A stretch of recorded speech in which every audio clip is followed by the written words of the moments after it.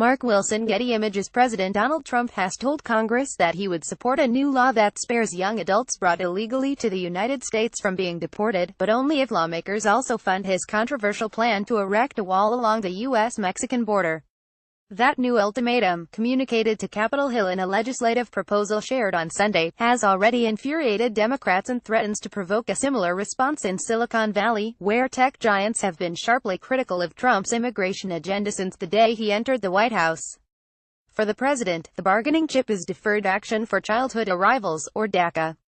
Implemented under former President Barack Obama, the initiative has allowed about 800,000 beneficiaries, known as Dreamers, to live and work in the U.S. on renewable authorizations. Trump had long promised to unwind DACA, and in September, he set in motion a plan to end it by 2018.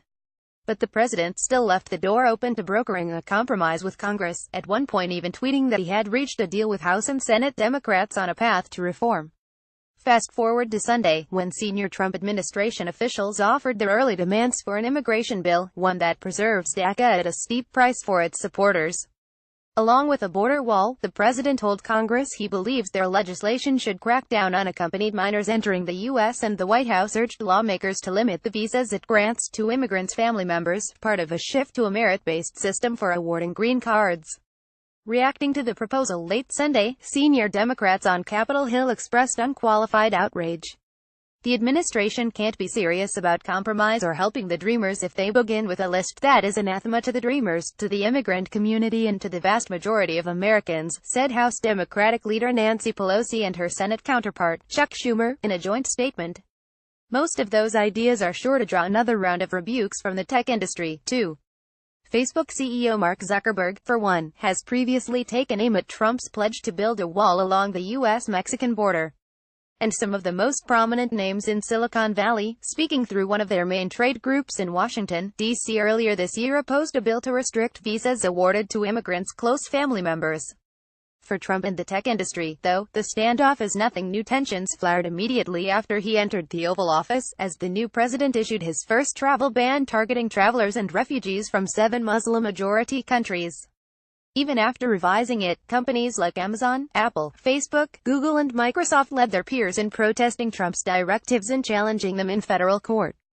So, too, did the tech industry skirmish with the White House as it pursued new restrictions on the country's high-skilled foreign immigration visas, known as H-1Bs.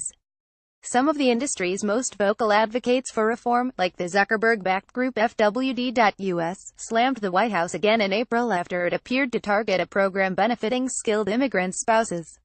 By July, the Trump administration began to unravel a government program that would have paved the way for more foreign startup founders to come to the U.S. in the months to come. The country's leading venture capital firms sued to stop the U.S. government's efforts to kill the initiative, called the International Entrepreneur Rule. But nothing has provoked the kind of visceral reaction as Trump's decision to end DACA. Earlier in the summer, Apple CEO Tim Cook had urged the president to approach the Dreamers with more heart. But Trump did not listen to appeals by Cook and his counterparts, prompting the tech industry, which counts Dreamers among its ranks, to pillory the White House after it ended deportation protections in September. Mere hours after unveiling its plans, Apple and Microsoft led a number of tech giants in promising to offer legal aid to workers who faced the risk of deportation. Others, like Amazon, joined court cases challenging the White House's move. And the days to follow, top executives like IBM CEO Gianni Ramiti paid a visit to Capitol Hill, urging lawmakers to preserve the program.